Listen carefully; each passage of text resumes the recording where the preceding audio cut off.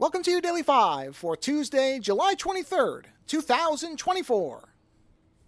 If you've watched any of the episodes that I've done with Len Kabaczynski over on his channel as part of his Forgotten Movie Den series, you have probably picked up that he and I are very hit or miss on Troma films. Troma films started off and they had a couple of really great low-budget hits, and then there was a point where they started to get way too into their own humor, and the quality really dipped. And so, generally, if I've seen stuff that has Troma on it, unless it's a certain film, like, say, The Toxic Avenger or something like that, I generally don't watch it.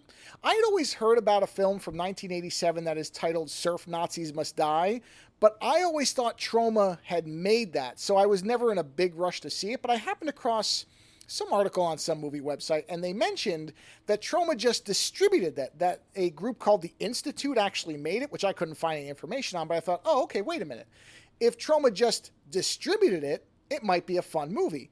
The reviews are basically middling to bad, which is actually usually a good sign for me with low-budget films. So I thought, all right, let me just give this thing a shot, because it's on Tubi, and I'm sure a number of other streaming services for free, so I didn't have to pay anything to watch it. It might be even on YouTube, I don't know. But I watched it on Tubi. And as it went along, because the premise itself is simultaneously really interesting and bonkers at the same time. The idea of this movie is that in the current day of 1987 or the near future, I don't know that it ever specifies that, maybe it said a year, but it's definitely set around 1987. There's no real futurism to it, at least not obvious futurism.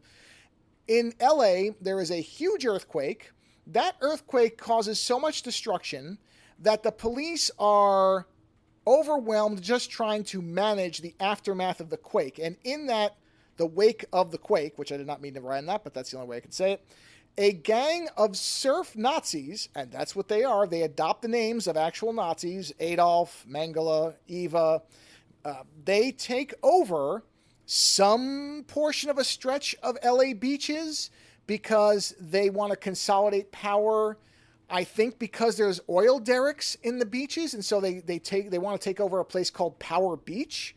I'm putting a lot of this together just from what I see in the film.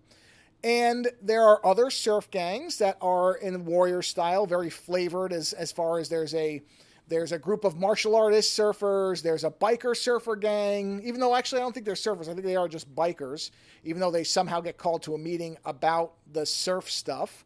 There's the designers, there's a couple different ones, I have to look up all the names, but basically that is the main story, is the surf Nazis, that's what they are, taking over this beach. And then there's a subplot with a woman who has been displaced due to the earthquake and comes across the Nazis because they murder her son. And that becomes really the secondary and ending of the film. Now, the thing that saves this movie, because it's very low budget, you can tell, it has pacing problems. The middle, as a lot of people have complained, is not the greatest because I think they just didn't have the budget to be able to do better fights and stunts and things like that.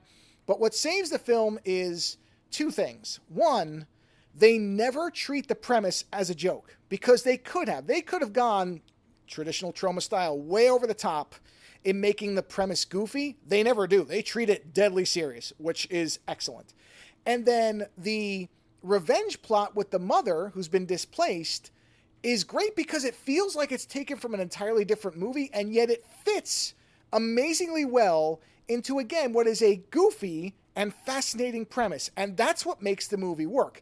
Now, it could easily be remade for low budget, and I think it could be improved in many ways. But as it is, this is a better movie than I think most of the reviews you will find say it is. I had a blast with this thing. Soundtrack is actually pretty good. The performances, while over the top at times, are not horrific. You can watch these people. And again, it's such a weird, specific premise that because they never make it a goof, it makes the movie more watchable than I think if they treated it as a joke. And that's really what saves it. So I'm not going to tell you it's a flawless film that people are sleeping on. It's not. It has its problems. But overall, for again, the reviews you'll read and the reputation it has, this is actually a really entertaining movie. And all the more so because you can watch it for free. So again, keep your expectations where they should be for a low-budget film like this. And it's not Troma, so it's better than that. But again, Surf Nazis Must Die, better than you might expect it to be. And that's enough for me. Later.